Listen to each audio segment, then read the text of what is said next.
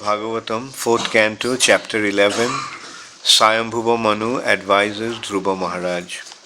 Text 17. Nimitta-matram tatrasin nirgunah purusarsabhah vyaktavyaktam idam visvam yatra bhramati lohavat nimitta-matram tatrasin nirgunah purusarsabhah vyaktavyaktam idam visvam yatra bhramati lohavat nimitta-matram tatrasin nirgunah purusarsabhah vyaktavyaktam idam visvam yatra bhramati lohavat nimitta-matram tatrasin nirgunah purusarsabhah vyaktavyaktam idam visvam yatra bhramati lohavat nimitta-matram tatrasin nirgunah purusarsabhah vyaktavyaktam visvam yatra bhramati lohavat nimitta-matram tatrasin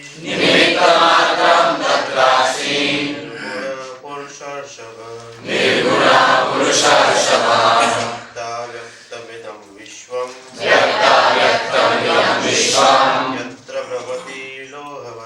yatra bhramati lohavat nimitta-matram tatrasin nirgunah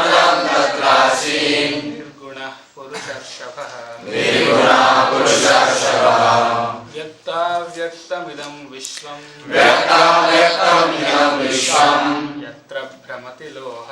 yatra bhramati lohavat nimitta-matram tatrasin nirgunah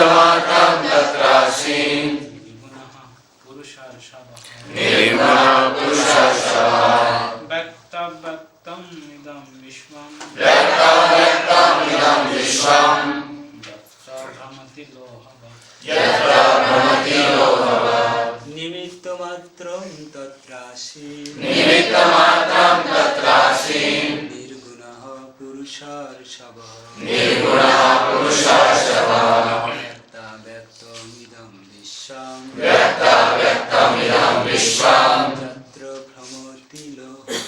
yatra bhramati lohavat nimitta-matram tatrasin nirgunah purusarsabhah vyaktavyaktam idam visvam yatra bhramati lohavat Matajis. nimitta-matram tatrasin nirgunah purusarsabhah vyaktavyaktam idam visvam yatra bhramati lohavat nimitta-matram tatrasin nirgunah purusarsabhah vyaktavyaktam idam visvam yatra bhramati lohavat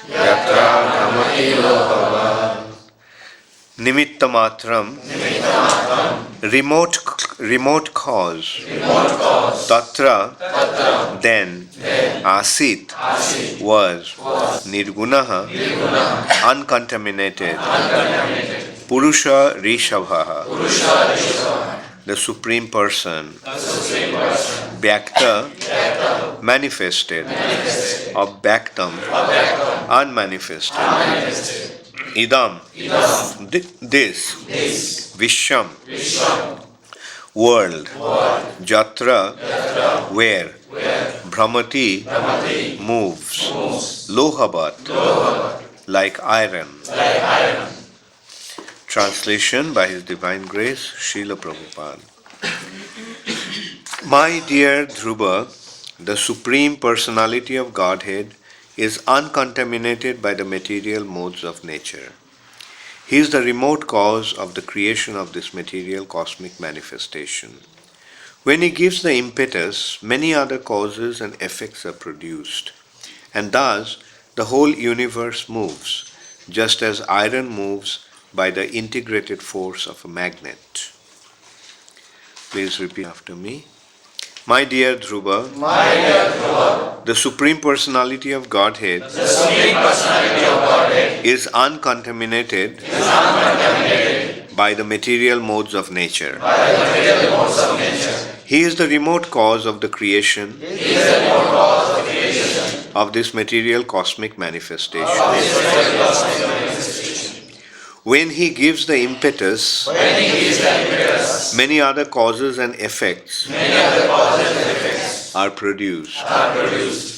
And thus, the whole universe moves, just as iron moves by the integrated force of a magnet.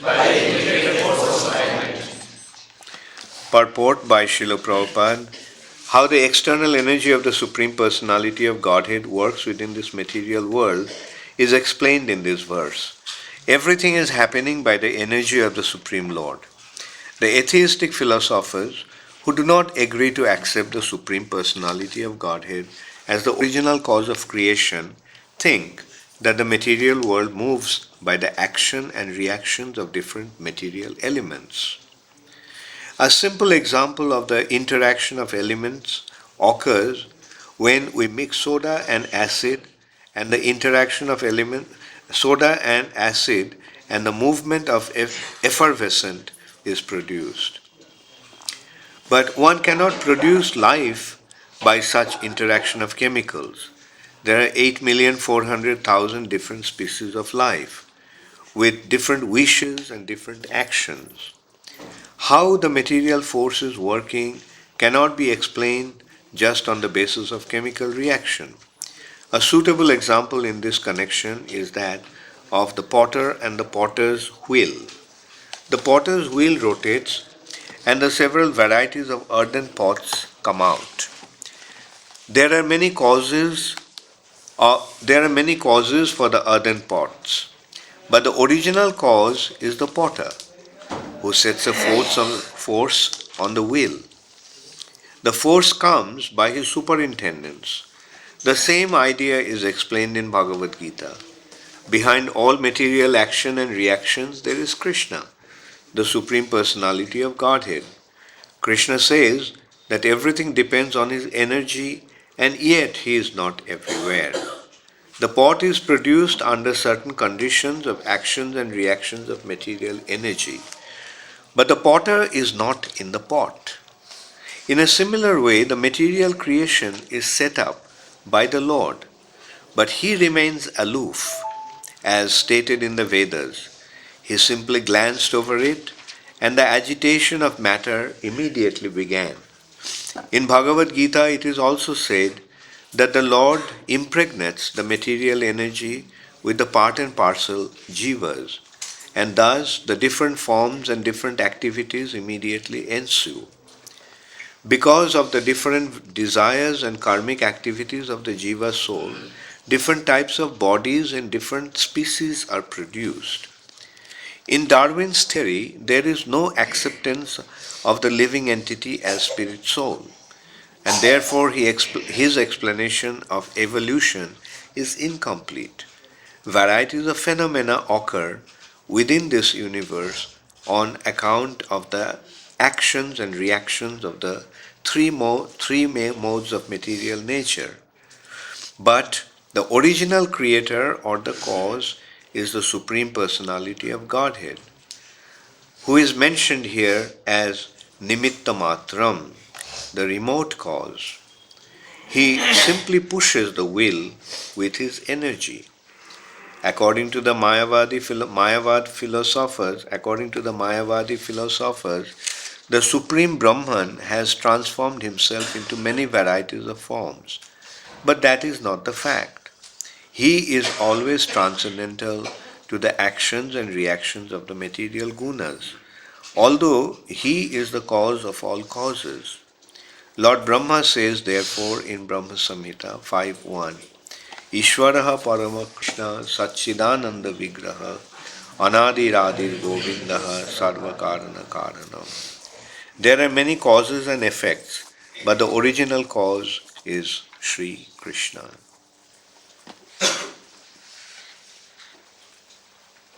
Nimitta-matram tatrasin nirgunah purusarsabhah vyaktavyaktam idam visvam yatra bhramati lohavat. My dear Dhruva, the Supreme Personality of Godhead is uncontaminated by the material modes of nature. He is remote cause of the creation of this material cosmic manifestation. When he gives the impetus, many other causes and effects are produced, and thus the whole universe moves, just as iron moves by the integrated force of a magnet. So, Swayambhuva Manu is instructing Dhruva Maharaj. What is his instruction? His instruction is that why are you getting so involved? Thinking, just reacting to certain happening. Your brother has been killed and you started to kill all the jakshas. Just consider, just for one person's death you are killing so many other living entities, so many of them. So he came to stop Dhruva Maharaj and he started to give him this advice. And his advice are so profound. We are seeing like he is explaining that everything happens by the will of the Supreme Personality of Godhead. Like nothing happens just by chance. Your brother died, there must be a cause. There are various causes. Immediate cause is his karma. When somebody dies or when something happens to somebody, it is not just an accidental phenomenon. It happens because of his immediate causes, his karmic reactions. In the material nature, everything is by the karmic reactions. And then, beyond the karmic reaction, there is the influence of the modes of material nature. And these modes of material nature are being controlled by different demigods. Mode of goodness is controlled by Vishnu. Mode of passion is controlled by Lord Brahma. And mode of ignorance is controlled by Lord Shiva. And then there are other demigods. Indra, Chandra, Varun. So for example, due to your action, you are supposed to get a lot of money. So who makes the arrangement for the money? Lakshmi Devi. Due to your karma, you are supposed to get a very good position. Some demigods make the arrangements. Due to your karmic reaction, you are supposed to have some material facilities. Those material facilities come in the form of the arrangement of the demigods. Karmana Daiva netrena. Daiva netrena. Daiva means divine. Netrena means eyes. Just as we see with our eyes, the demigods see with their eyes. Their eyes, their seeing is much broader. Just like we can consider what will be the vision of an ant, how much can the ant see? Ant's perception will be very, very little. But a man's perception is much bigger, inconceivable for the ant. He is seeing the ants are moving. He is seeing ants are carrying some grains of food, storing it for winter. He sees the ants are fighting over some grains. He's saying, this is my grain. He said, no, this is my grain. So in this way, the ants are fighting, and how does the man look at it? He says, oh, these are antly affairs.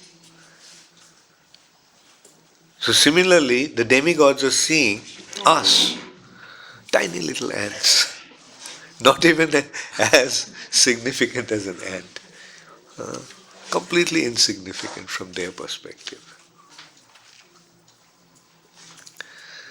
And beyond the demigods, and these supreme controllers of the modes of material nature is the Supreme Personality of Godhead. And here it is saying, here Swayambhuva Manu is saying that Supreme Personality of Godhead, although he is the cause of all causes, but he doesn't get affected by the modes of material nature, by the affairs of the material nature. The modes of material nature influence us, those who are in this material nature, but the controller of the material nature doesn't get affected by the modes of material nature, which is natural. Some beautiful examples Prabhupada gave here. Like Prabhupada gives an example here about the pot maker, the potter, and the pots. The potter, what does the potter do? Have you seen how the pots are made? How many of you have seen? Okay. They put a clay. They prepare the clay and they put the clay on a wheel. And then he makes the wheel rotate. In one hand he makes the wheel rotate, and with the other hand he gives the shape of the pot. And when the pot is made, he takes a thin piece of rope, thread, and then he cuts it with that thread. He just holds the thread and the pot is rotating and he moves the thread. A nice big earthen pot came out. And then he puts it into fire. And then it becomes strong. It becomes solid pot. Now, is the potter a part of the pot? Is the potter the part of the wheel? So the wheel, the clay, the pot, they're of another dimension. And whereas the potter is standing aside, but he is making the pots, giving the shape to the pots. That is his situation.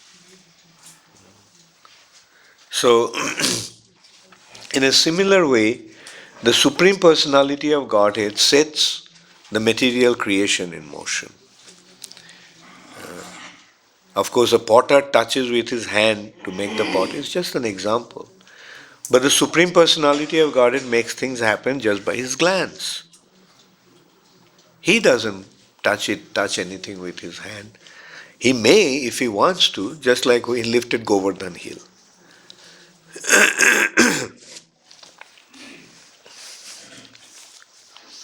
A small little hill, to lift, he lifted it with his own hand.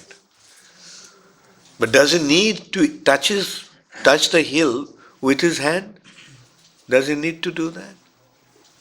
No.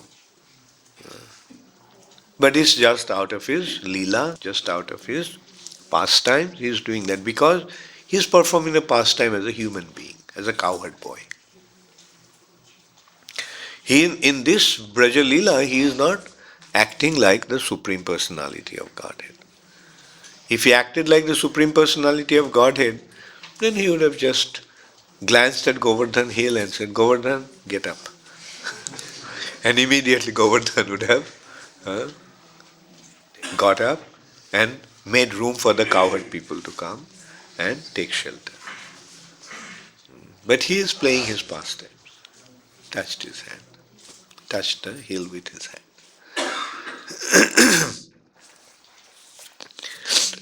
But as the Supreme Personality of Godhead, he can do things with his remote influence. He is not here in the material nature. He glanced from the spiritual sky. He glanced from his own situation, lying in the causal ocean. And that is Mahavishnu, Karanodakshai Vishnu. And he glanced towards the material nature, Maya, Prakriti. And as it has been described, Maya became agitated. Maya was in an inert stage. Now, due to his glance, Maya became active. That is the meaning of Maya becoming agitated by the glance of the Supreme Personality of Godhead. He glanced, saw oikshata. Ikshan means glance. And oikshata means he glanced. Saw the Supreme Personality of Godhead. He glanced and the whole creation became manifest. So, that is his way of doing things. He doesn't have to touch anything with his own hand. It's not that like a potter makes the pot he kind of created. This is the universe rotating in the wheel. No. Just by his glance, he makes things happen. Another example Prabhupada gave in some other places, like a prison and the king. The prison is in the kingdom of the king, but does the king get involved in the prison affairs? In the day-to-day affairs of the prison, does the king get involved? No. He made his arrangement. Okay, you are in charge of the prison house. Right? That, what is it called? The prison warden. Or maybe he can make another thing, like prison ministry. The government's department is the ministry, the first. They kind of make arrangements of all the prison. Okay, prison ministry decides. So many states are there and so many prisons should be made in so many states. And then they appoint the prison ward, main person in the prison. He is in charge, superintendent of the prison. And above them, of course, there is one person who is the main person who is taking care of all the prisons of the state. Then in the prison house there are so many departments, and those departments are manned by so many other people. And then there are prisoners. So does the king get directly involved? No. This prison affair is his external energy. His internal energy is his ministry. The king is sitting on his court, taking care of so many affairs of the state. And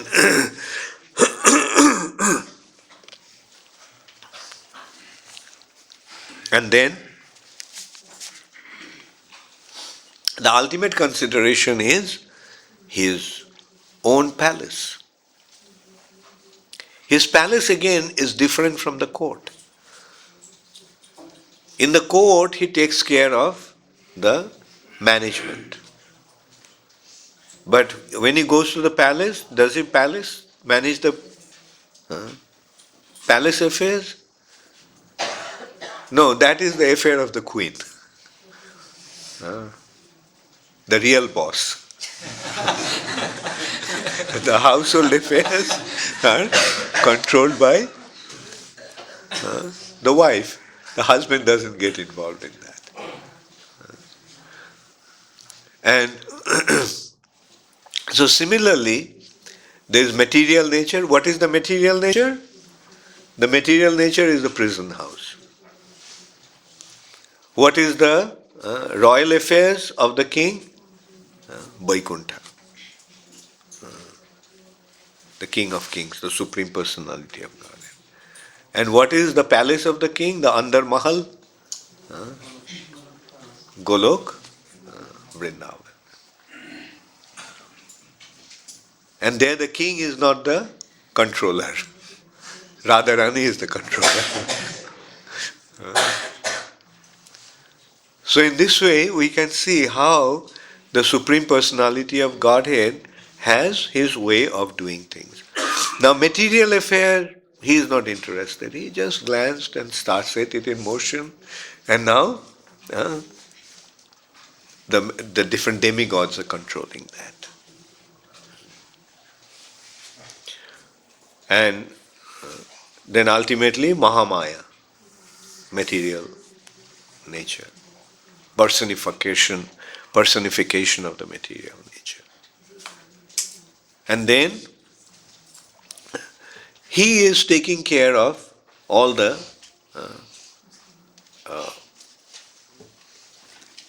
spiritual management from Vaikuntha.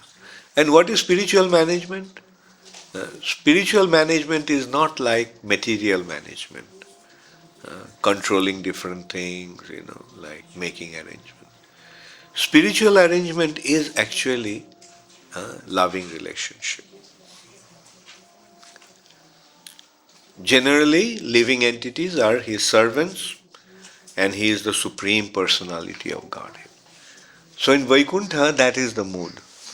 All the living entities, all the associates of the Lord, they are his servants, and they are serving him in various ways.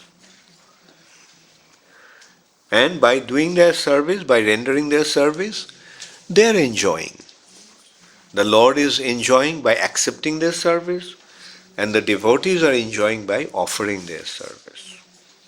Everybody is engaged in their service.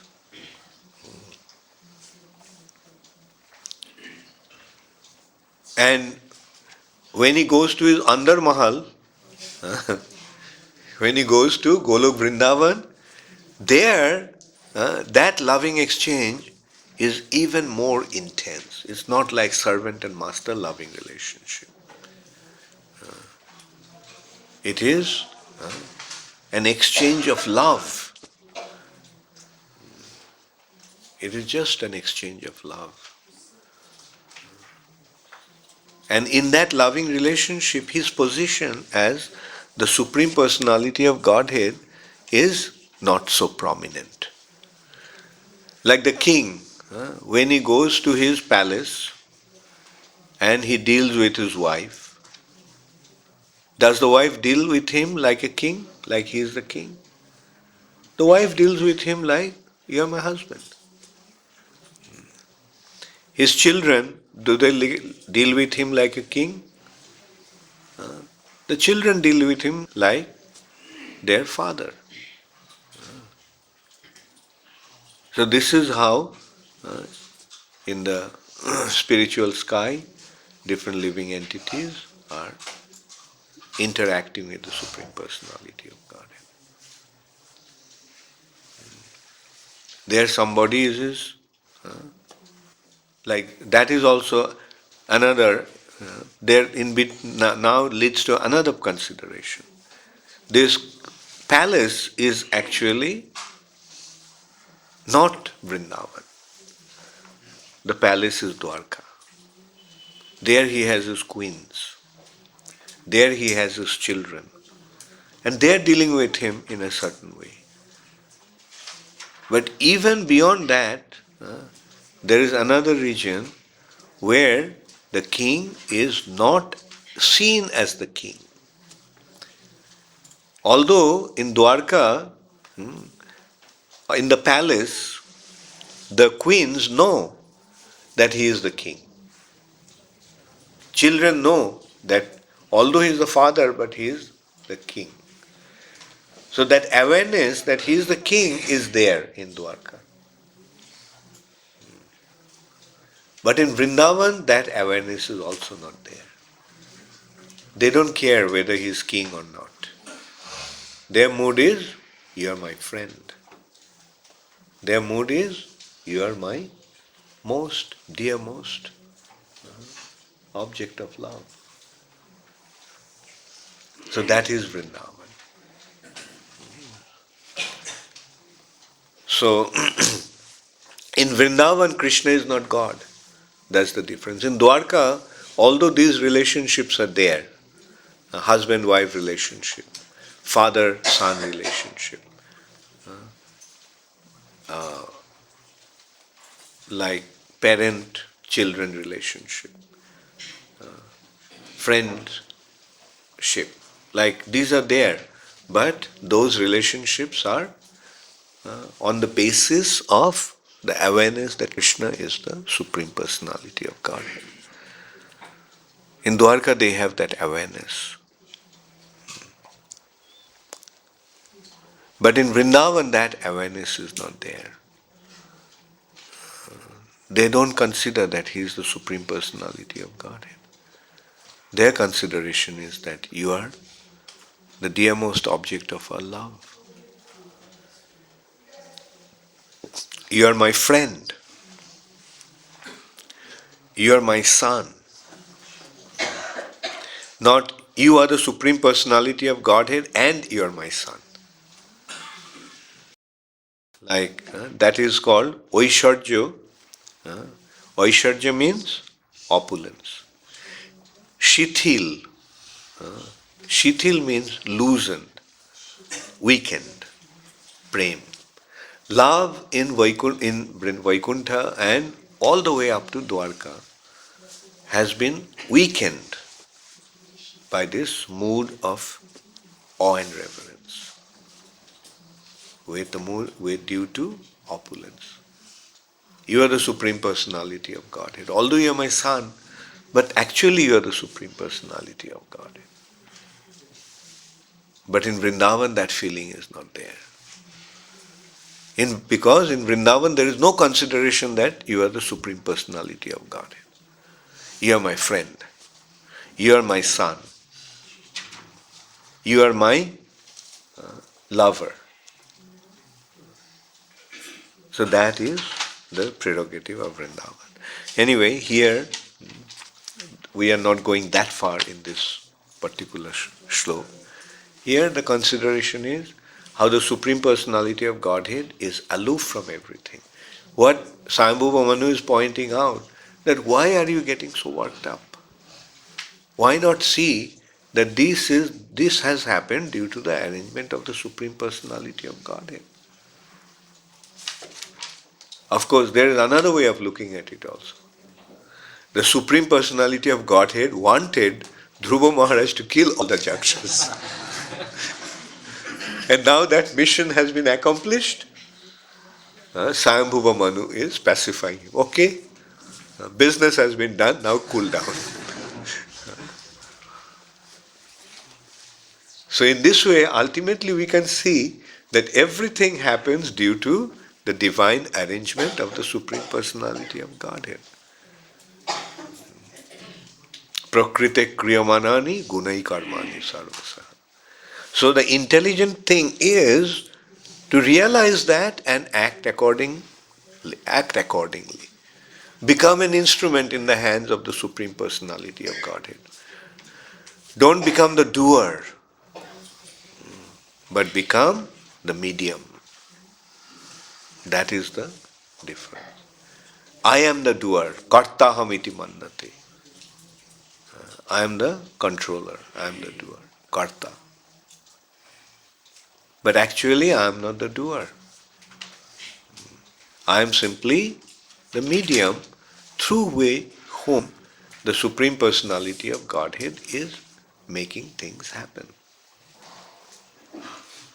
But the problem in the material nature is that because we have denied the authority of the Supreme Personality of Godhead, because we are thinking that we are the doers, we have become subjected to this arrangement of guna and karma.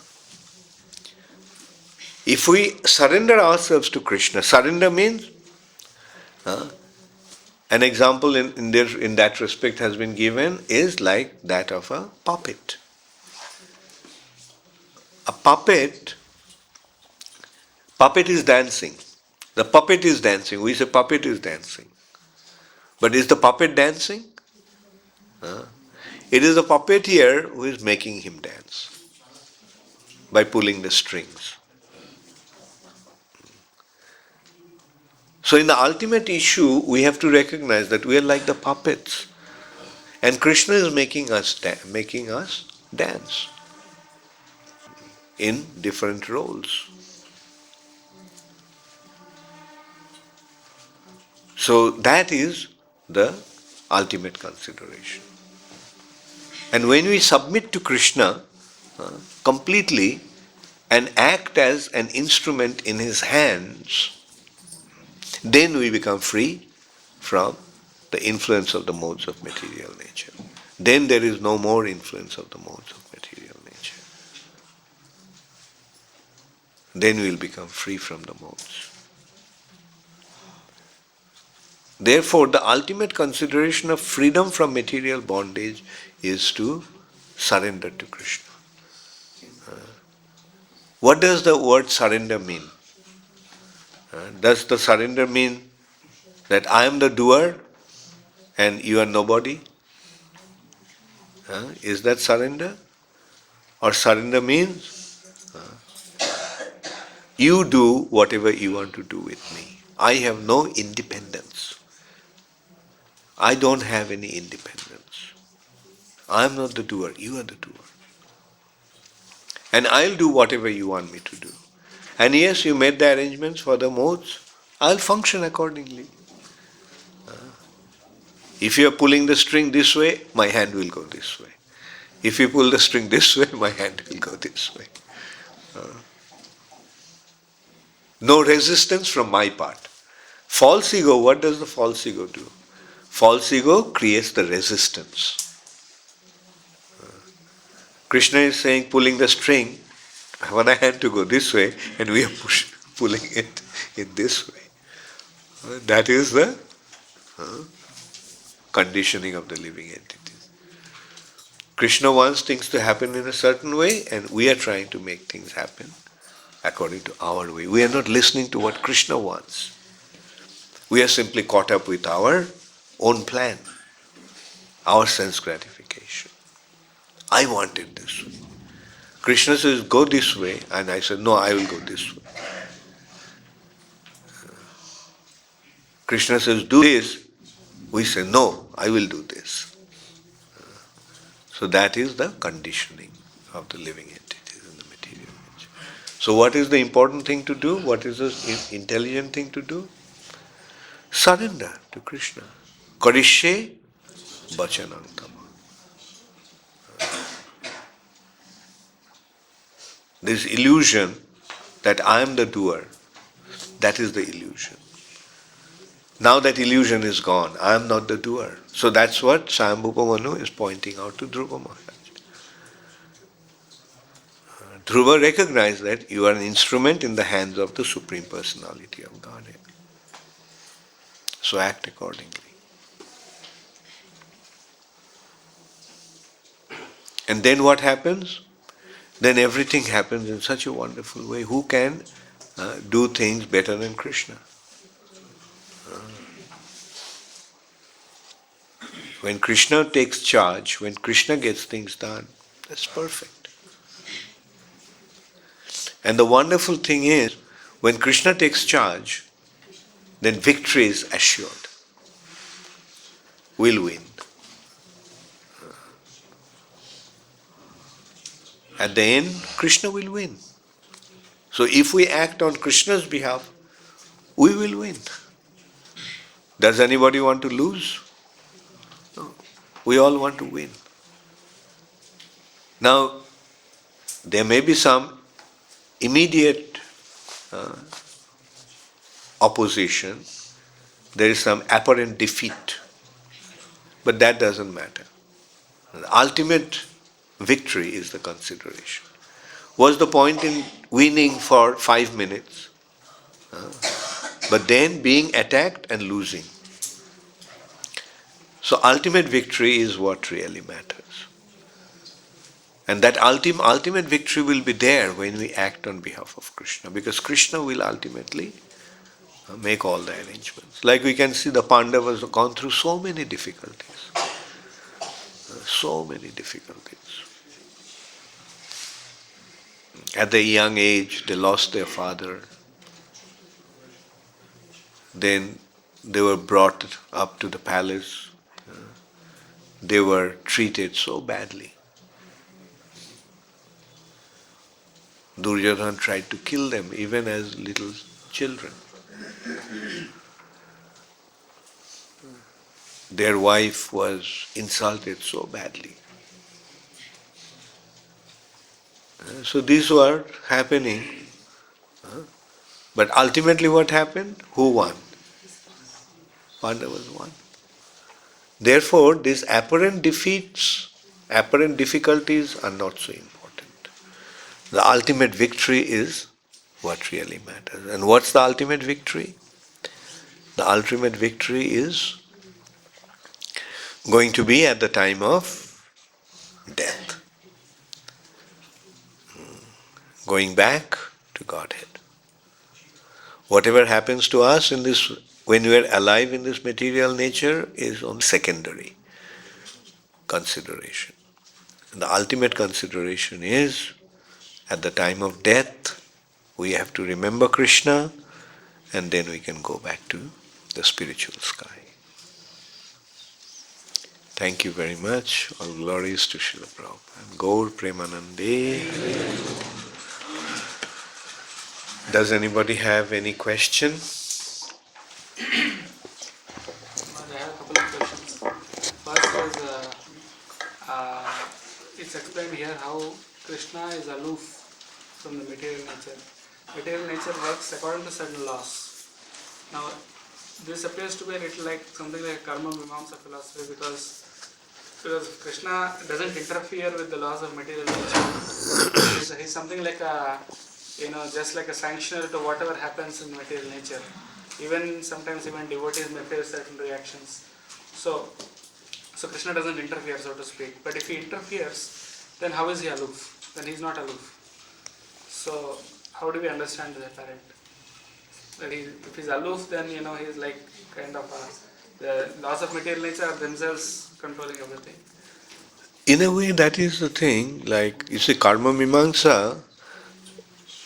The problem with karma mimamsa, the karma mimamsa has this positive, real understanding. The karma, as you act, as you sow, so shall you act.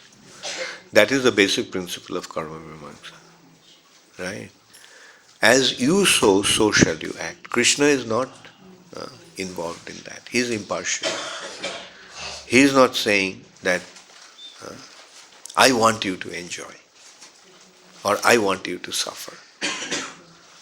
That is not Krishna's way of looking at things. Krishna's thing is, okay, you want to enjoy, go ahead.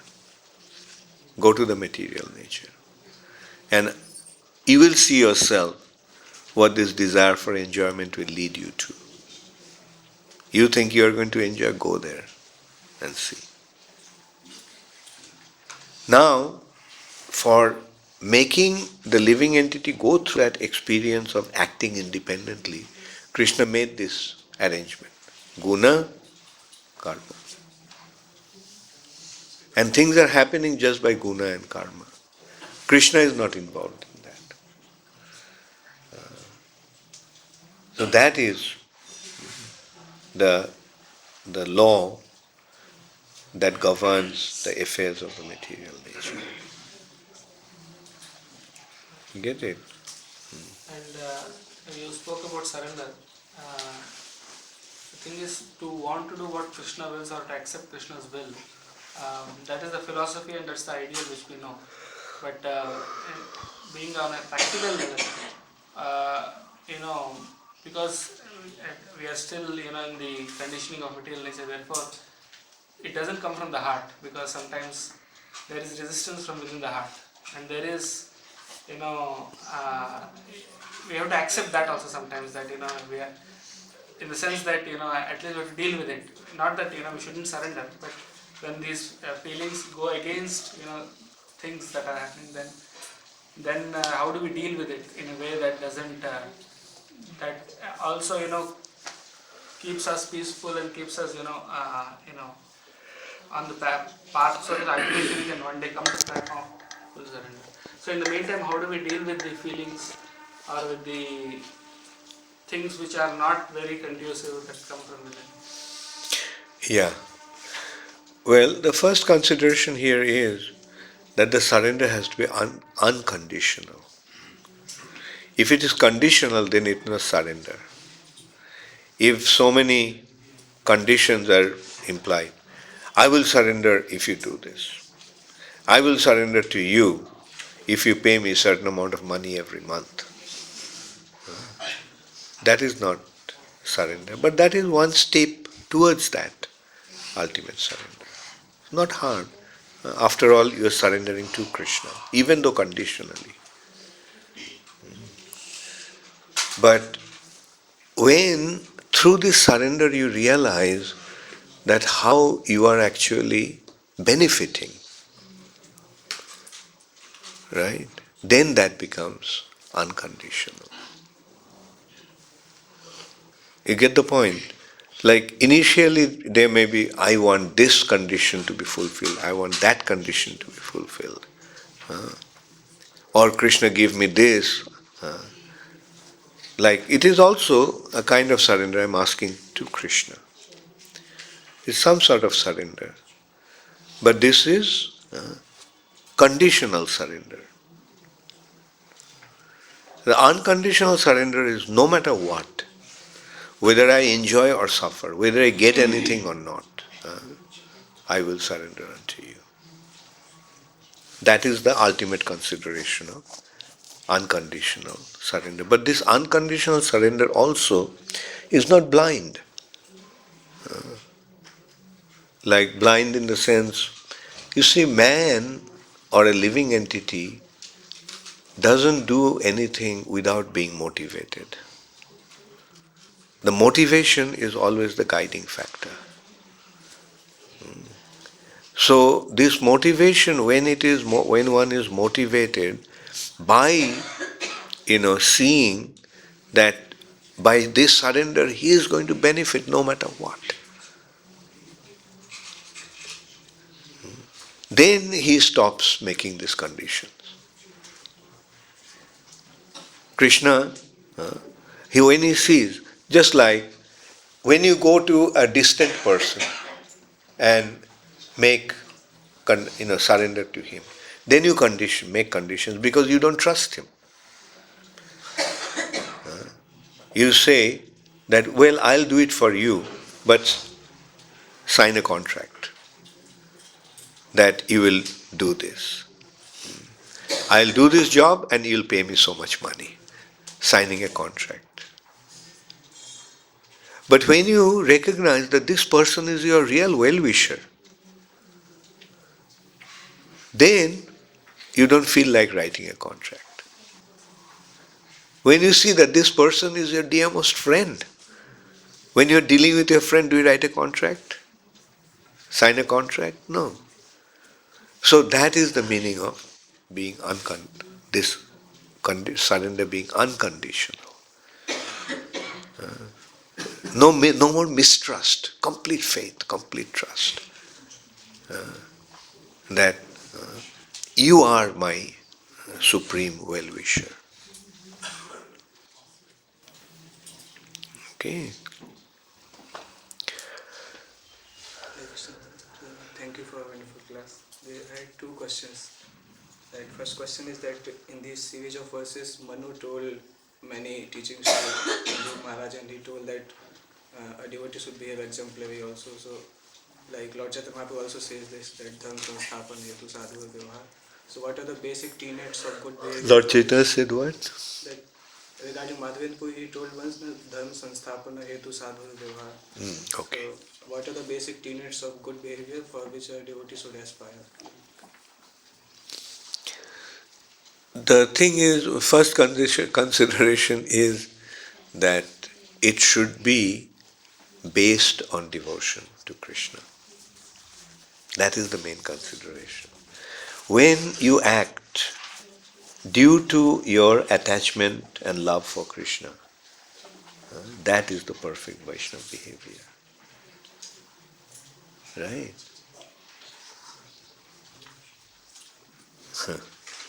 Second question is, you mentioned that spiritual management is based on loving relationship between Lord and his devotee, and this material management means based on controlling others. So in initial stages, we do not perceive the management as spiritual. We often comes in that zone of controlling other person. So how to perceive basically that it is spiritual management, not the material management? Because ultimately, is it, differentiating is that ultimately the person who is managing, is he doing it for his own benefit, or he is doing it for the benefit of the institution, benefit of Krishna consciousness, benefit of Krishna? That is the way you discriminate between material management and spiritual management. Like for example, when you go and take up a job, right? Like at that time, do you have any doubt that this person, whatever he is doing, is for his own benefit? Or is he doing charity by giving you a job? Is doing a charity? If you don't perform, do you think he'll pay you? If he can't make, when he is paying you 1,000 rupees, and if he cannot make 1 lakh rupees, do you think he's going to keep you? So that is his intention. Whatever he is doing is for his personal benefit. But when you come to the temple and see how the devotees are acting, then do you see that the devotees are doing it for their own benefit or for the benefit of the others?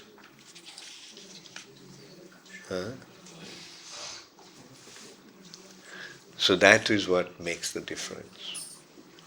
That is what makes it spiritual.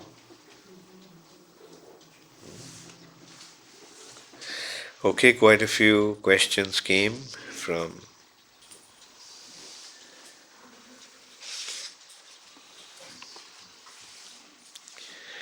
Okay, the first one, Skandarpa Sundari Dasi. Hare Krishna Guru Maharaj, please accept my humble obeisances. We can't wait to see you in Sydney.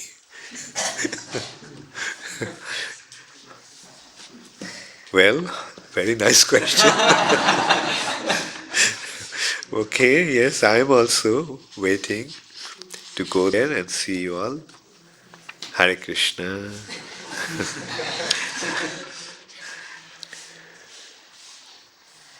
Next one, Hare Krishna Guru Maharaj, please accept my humble obeisances. It's mandatory to be totally submissive, but at the same time, one should be intelligent enough to not to get exploited. How to discriminate that, whether we are surrendering in a right way or simply following someone fanatically? Yes, that's exactly what we discussed just now, that we have to see the motivation of the person you are surrendering to. Is he guiding you, or is he engaging you for his benefit or for Krishna's benefit? Yes, and you use your intelligence.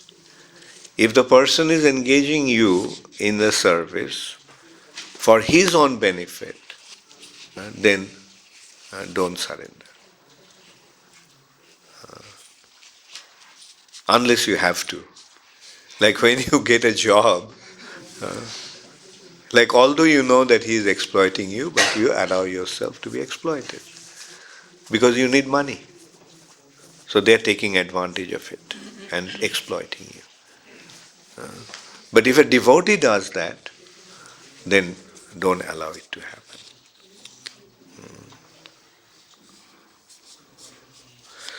Devotee is a leader in spiritual platform is the one who is engaging you for Krishna's sake and for your spiritual benefit.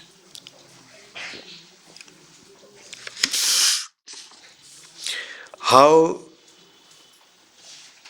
does three modes of material nature give liberation? Your humble servant Ramananda Kanai Das. Then, okay, there are two questions. Another one is Dayalu Bitov Das. How can we remove this enjoyable tendency? How can we get rid of the tendency to enjoy? Okay, the first one is how three modes of material nature give liberation. Three modes of material nature doesn't give you liberation. Their business is to tie you down here. So, gunas, rope. These ropes are meant to tie you down. What gives you liberation is surrender to Krishna. When you surrender to Krishna, then these shackles automatically fall off. And you become free. Material modes will never give you liberation. Especially when you are in mode of ignorance or passion. Goodness is the only thing that leads you out of this cycle of material engagement, material involvement. Allows you to stand aside. And then only you can become situated in pure devotional service. Tada rajastamo bhava kama lobhodayaschaji. Rajogun, tamogun is simply tying you down to the material nature. Cheto etoir anabidham stitang satya prasidati. When the consciousness becomes influenced by, when one becomes situated in stitang satya, becomes situated in the mode of goodness, then only he can consider becoming free from this bondage of this material nature.